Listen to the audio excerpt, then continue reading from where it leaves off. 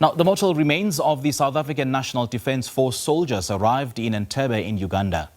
The standard pathology procedure will commence today. It is anticipated that all necessary procedures will be completed by no later than Tuesday. And for more on this, we joined on the line by SABC News International Editor Sophie Mokoena. Sophie, a very good morning to you. Thank you so much for joining us. Now, the information that we're getting is that the slain SANDF soldiers' families might not be able to view the bodies because of the advanced state of decomposition of these bodies. What do we know so far?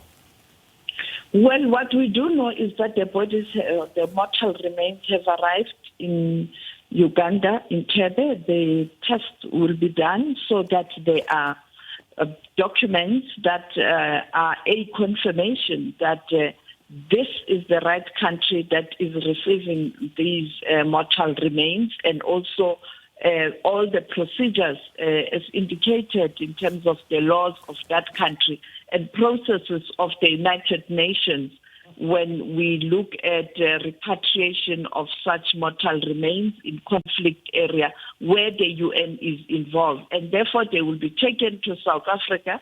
In South Africa, a similar process will be conducted in terms of ensuring that you have all the papers and you are in line with the laws of the country when you repatriate mortal remains. And therefore, we got information from our colleague Leon Sinyange in Uganda that the officials in that country told him that the decision to finally release the mortal remains from Uganda's side and the UN side, it's likely going to happen on Tuesday when all those processes in Uganda has been completed, and then they will be flown to South Africa and perhaps arriving very late in South Africa or early hours of the morning on Wednesday, because you can't have exact time. At times there are certain delays. As you saw, transporting the mortal remains from DRC to Uganda, it took so many hours, and therefore they couldn't arrive early as was predicted on Saturday, but they arrived late Saturday afternoon. Do we know what really caused the delays? I mean, was it just logistical bottlenecks, or was there any other issues that we don't know of?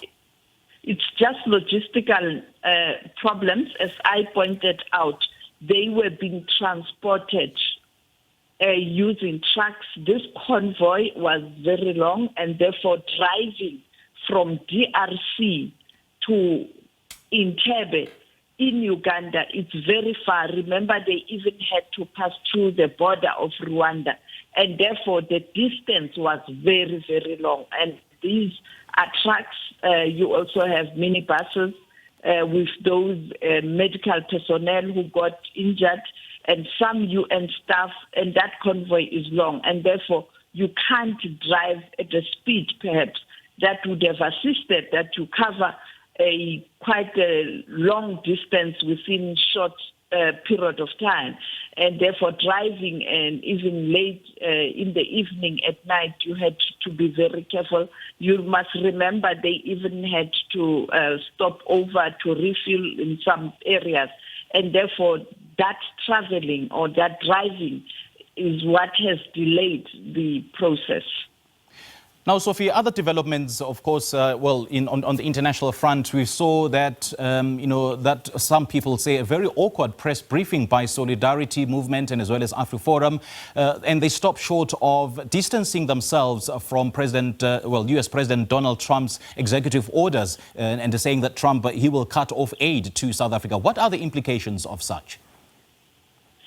Well, as you head Sharon Braspies has been explaining that the executive order deals with issues that are related to the assistance that South Africa and other countries are going to get, in this case specifically South Africa. But when he gave reasons, he indicated that it is based on the fact that there's violation of a particular group in South Africa, and using that Expropriation Act as a case in point. But when you look at the information he has, you can see that he doesn't have proper information as to what does this entail. But then, because there were people, you'd recall, during his first term, who went to the United States of America, lobbied Mike Pompeo and the others to deal with South Africa, because they were aggrieved that there are targeted killings of white farmers in South Africa, which is a violation of that group. And they even went to Geneva, to the Human Rights Commission. They went to other European countries.